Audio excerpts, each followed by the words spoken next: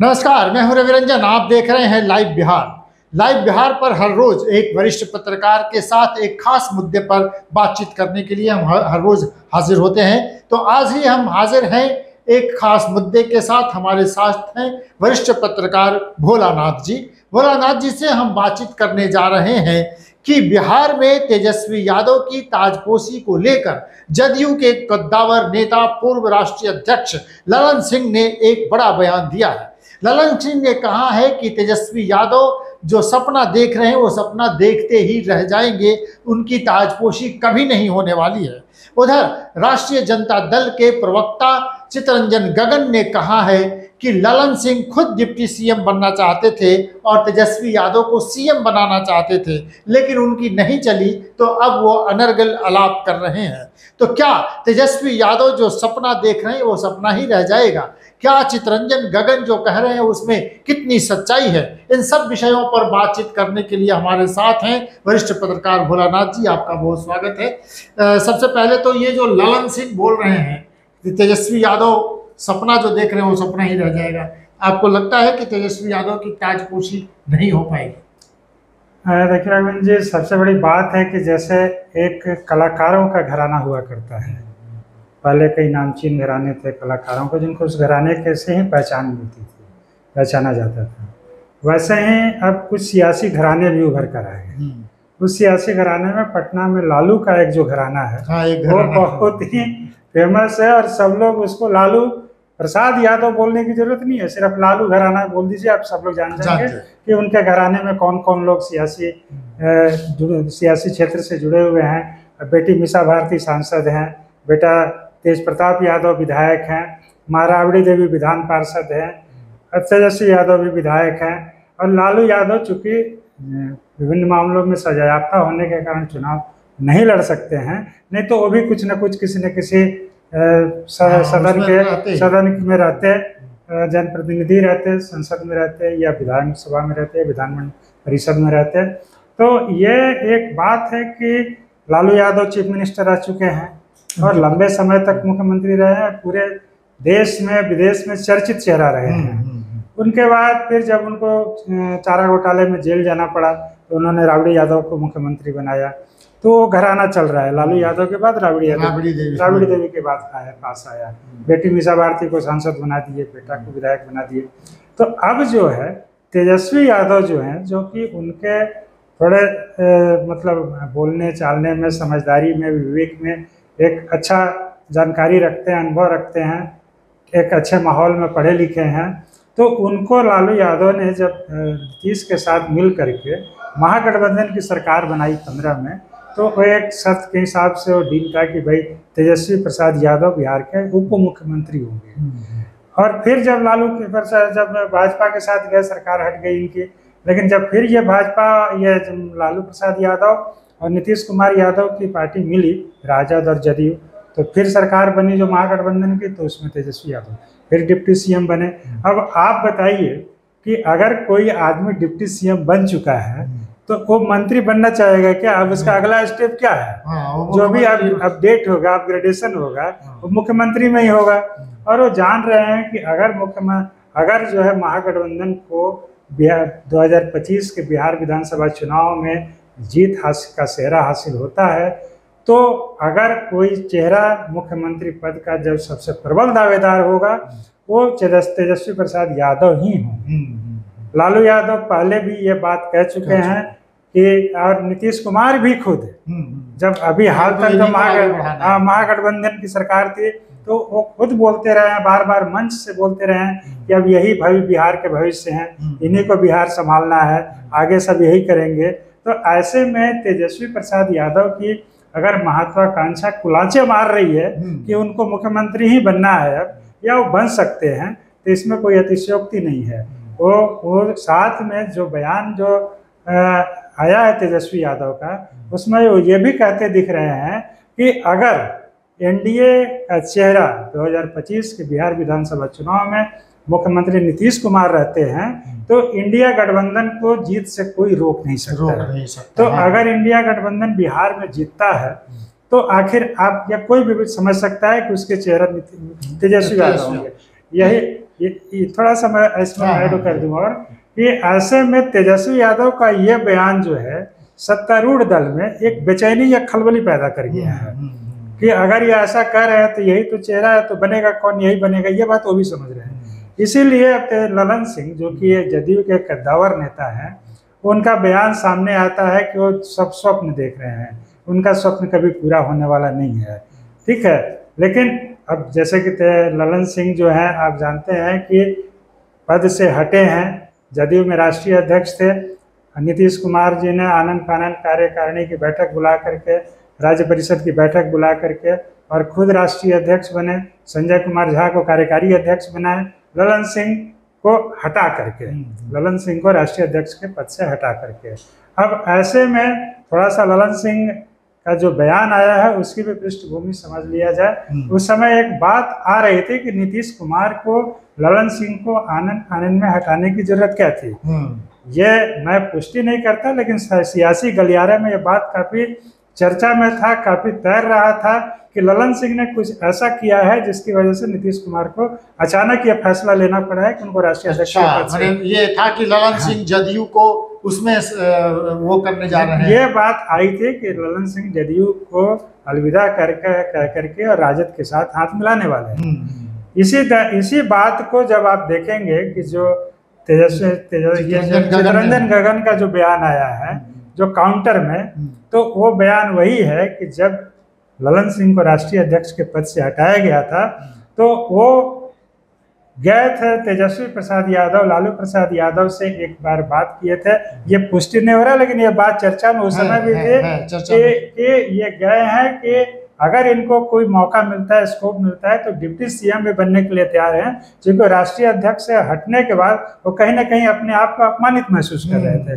तो उनको लगा कि इस अपमान को सहने से अच्छा है कि मैं सरकार में रहूं, सरकार बनाऊं और फिर तेजस्वी यादव डिप्टी सीएम बन जाए और मैं डिप्टी सीएम बन जाऊं।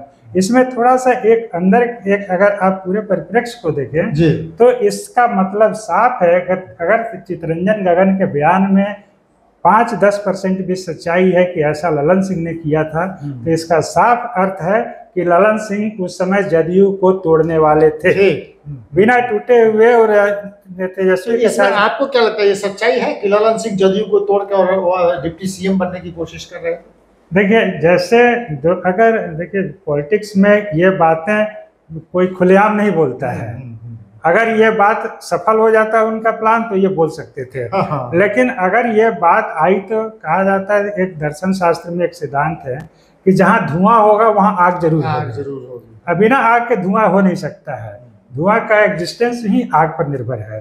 तो ये बात अगर चर्चा में थी तो इसमें कुछ न कुछ तो बात थी। अगर आप कड़ी के हिसाब से जोड़ें, एक एक कड़ी को जोड़ें, तो नीतीश कुमार के द्वारा अचानक ललन सिंह को हटाया जाना बिल्कुल ठीक है, और खुद राष्ट्रीय अध्यक्ष का कमान संभालना।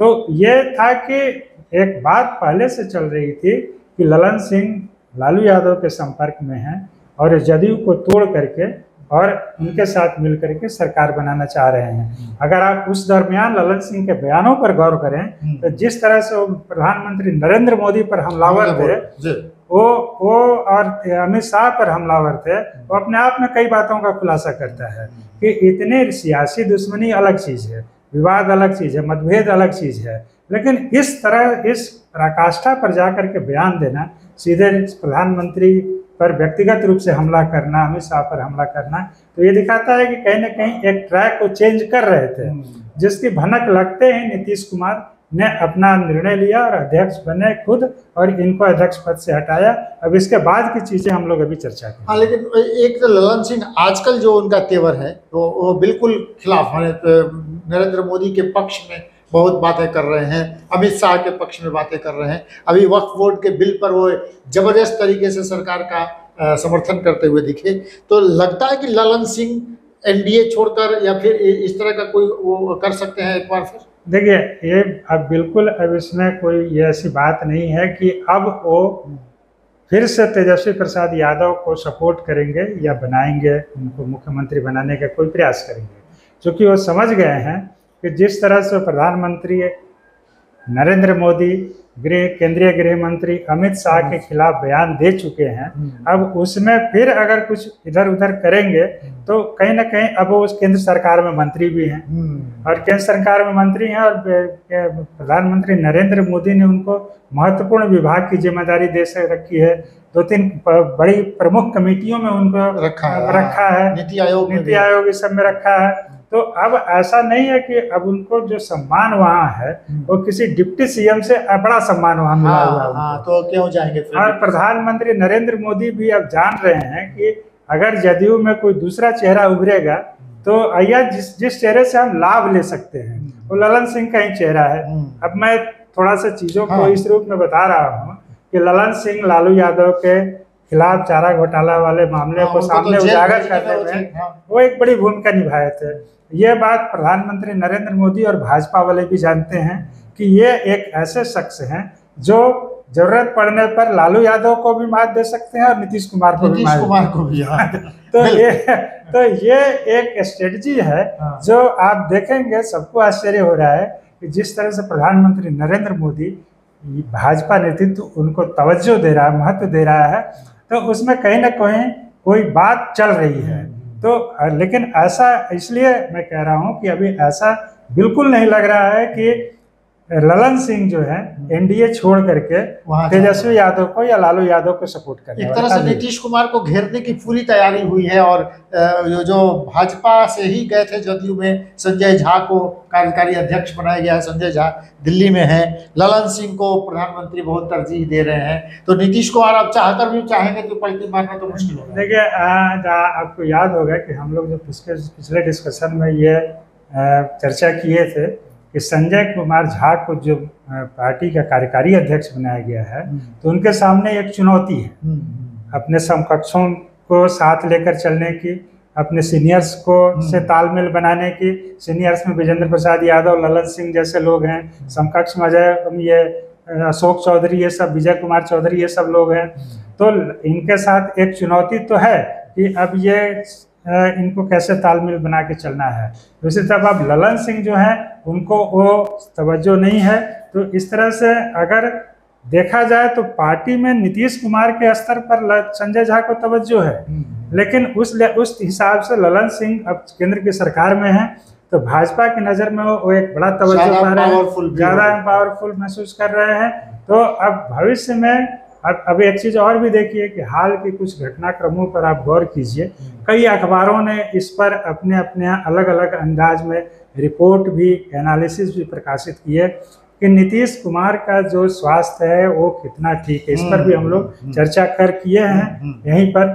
तो ये नीतीश कुमार का स्वास्थ्य कितना ठीक है, तो भाजपा नेतृत्व को ये भी लगता है कि एक आदमी जो है जो कि पूरे बिहार को समझ रहा है तो क्यों ना हम उसको प्रमोट करें किसी भी रूप में कि आगे चल करके अगर नीतीश की जगह किसी और को चेहरा बनाने की बात आती है तो यह आदमी हमारे लिए ज़्यादा मुफीद हो सकता है, ज़्यादा काम का हो सकता है। तो इस स्ट्रेटजी पर भी भाजपा चल रही है। तो ललन सिंह इस फील्डिंग में है कि मैंने तरजीह एनडीए में उनको ज़्यादा मिले तो उसके लिए तेजस्वी यादव पर हमले करो, लगातार तेजस्वी यादव पर हमले करते रहो तो शायद एनडीए में और ज़्यादा उनकी महत्वाकांक्षा ये बोल रही है। देखिए आप गौर कीजिएगा कि जैसे ही नीतीश कुमार यानी जदयू और भाजपा की सरकार बनी, ये वही ललन सिंह हैं जो अगले ही दिन प्रधानमंत्री से जाकर मुलाकात किए थे, क्योंकि उनको पता था कि कल तक हम इनको जो जितना इनके खिलाफ बयान दे चुके हैं और जिस तरह का बयान दे चुके हैं, अब सरकार बदल गई है, महागठबंधन की जगह एनडीए की सरकार बन गई है, तो प्रधानमंत्री के पास जाकर के कम से कम उनसे मुलाकात करना बहुत जरूरी है। अब मुलाकात में क्या बातें होती हैं वो सामने नहीं आती हैं, लेकिन मिलना जो है और तस्वीर में जो बॉडी लैंग्वेज था वो काफ़ी कुछ कह रहा था। तो आने वाले समय में अब देखिए क्या होता है, ललन सिंह किस तरह से आगे और तवज्जो पाते हैं भाजपा की सरकार में, अब ये देखना हो। हम अपने दर्शकों को ये बताना चाहेंगे कि तेजस्वी यादव अब बहुत जल्दी बिहार के दौरे पर निकलने वाले हैं और बिहार में जगह जगह वो जाएंगे अपनी टीम मजबूत करने के लिए। हाल के दिनों में लगातार कई प्रकोष्ठों की बैठकों में चिकित्सकों की, अल्पसंख्यक प्रकोष्ठ की बैठकें आयोजित कर चुके हैं और वो दावा कर रहे हैं कि 2025 के चुनाव में INDIA की गठबंधन की सरकार बनने जा रही है। आपको लगता है तेजस्वी यादव जिस ओर बढ़ रहे हैं और एनडीए में जिस तरह से एनडीए उन पर हमलावर है, तो क्या एनडीए के लिए एक बड़ा खतरा है तेजस्वी यादव 2025 के चुनाव? देखिए, थोड़ा सा मैं आपको जो पिछली बात जो हो रही थी हम लोगों की उसको बता दें कि ललन सिंह जो हमलावर है तेजस्वी यादव पर, तो अब उनको लग रहा है कि हमको भाजपा के साथ अगर अपना भविष्य देखना है तो तेजस्वी यादव जो कि बिहार में विपक्ष के सबसे बड़े चेहरा हैं, उन पर हमला करके ही हम भाजपा नेतृत्व को या अपने नेतृत्व को कुछ करके अपनी जगह बनाए रख सकते हैं या और ऊपर जा सकते हैं। रही बात तेजस्वी के यात्रा की बात, तो तेजस्वी जो है यूथ को कनेक्ट कर रहे हैं बिहार में, युवा वर्ग को कनेक्ट कर रहे हैं। दूसरी बात की जो एमवाई समीकरण है उसमें खास करके यादव वर्ग में उनकी एक बहुत बड़ी पहचान बन रही है और वो किसी भी हद तक जा करके इनको आगे सपोर्ट करना चाहते हैं। आप गौर कीजिएगा कि भाजपा के किसी भी बड़े नेता की या प्रधानमंत्री की सभा क्यों ना हो या रैली क्यों ना हो, उसके लिए भाजपा के नेताओं को 10 दिन 15 दिन पहले से तैयारी करना पड़ता है, लगना पड़ता है, तब जा करके एक ठीक ठाक रिजल्ट आता है। लेकिन तेजस्वी यादव का कल का दौरा का पता नहीं है, शाम को पता चलता है कि वो फला जगह जाएंगे और अगले दिन वहाँ पर हजारों की भीड़ जमा होती है। तो कहीं ना कहीं वो युवाओं को, अपने खास वोटर वर्ग हैं उनको कनेक्ट कर रहे हैं और इस यात्रा से अपना आधार वोट जो है वो बढ़ाने की कोशिश करेंगे। अब आने वाले बिहार विधानसभा चुनाव की अगर बात करें तो आप अगर 20 की चुनाव पर ही जाए तो एनडीए और महागठबंधन के बीच का फासला बहुत कम था, महज 10 विधायकों का फासला था। तो ये बड़ा नैरो मार्जिन होता है, इसमें सरकार कभी भी अस्थिर हो सकती है, इधर से उधर हो सकती है। अगर ना भी अस्थिर तो एक मजबूत विपक्ष होता है सामने। मजबूत विपक्ष में तेजस्वी यादव और नीतीश कुमार की जो बातचीत है सदन के अंदर की, वो अपने समय पर अपने सुर्खियां पाते रहे, अपनी चर्चा में रही है।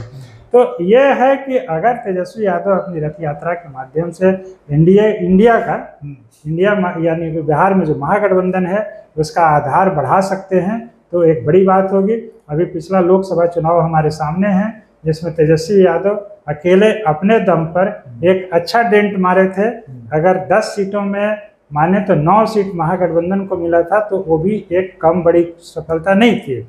जितने मतलब अकेले दम पर इस तरह से घूम करके और एनडीए या महागठबंधन के उम्मीदवारों को जिताना, 9 उम्मीदवारों को जिताना एक बड़ी बात थी। तो उसी आधार वोट को और आगे बढ़ाना चाह रहे हैं। अभी थोड़ा सा मैं यहाँ पर और एक चीज़ जोड़ दूँ। हाल में हिना साहब से लालू यादव और तेजस्वी यादव दोनों मिलने गए हैं। तो हिना साहब शहाबुद्दीन की पत्नी है यहाँ, और उनका सिवान को छोड़ दें तो सीमांचल के क्षेत्र में भी एक अपना आधार वोट है, अपना एक असर है, पूरे मुस्लिम मतदाताओं पर उनका एक प्रभाव है। तो हिना साहब से वो तीसरी जगह मिले, ना उनके घर पर मुलाकात हुई, ना हिना साहब के घर पर, विनोद जायसवाल जी के घर पर मुलाकात हुई और काफी देर तक मुलाकात हुई। लेकिन बताया जाता है कि हिना साहब ने कोई साफ जवाब नहीं दिया है। ये लोग चाहते थे कि मुस्लिम वोट, जो कि यार हमने पहले ही बताया कि राजद का एक आधार वोट है, बड़ा वोट बैंक है, तो उसका बिखराव रोकने के लिए उन्होंने हिना साहब को अपने साथ मिलाने की कोशिश की। हालांकि अभी हिना साहब का कोई साफ जवाब नहीं आया है। इसके पीछे जो हिना साहब के समर्थक वो तर्क ये दे रहे हैं कि सिवान के चुनाव में हिना साहब को करीब 1.5 लाख फॉरवर्ड वोट पड़े थे। तो हिना साहब को लगता है कि अगर ये फॉरवर्ड वोट हम लालू के साथ जाते हैं, राजद के साथ जाते हैं, तो वो खत्म हो जाएगा मेरा। लेकिन अगर हम इसको अपने लेवल पर आगे बढ़ाते हैं तो हमको आगे और सफलता भी मिल सकती है। प्लस अगर बात कहीं बनती है तो उनकी ये एक बार्गेन पावर भी है कि हमारे पास 1.5 लाख फॉरवर्ड वोट भी है। मुस्लिम वोटों की तो बात छोड़ दीजिए आप। तो ये सब मिला करके यही है कि देखिए आप, लालू यादव एक बड़े ही धुरंधर राजनीतिज्ञ हैं और सारी चीज़ों को समझते हैं। तो तेजस्वी यादव, ये भी बात आई कि तेजस्वी यादव को हिना साहब लाइक नहीं करती। वो उनसे तेजस्वी यादव का संवाद नहीं हो पाया था, काफ़ी प्रयास के बाद भी, ये भी एक कारण माना जाता है।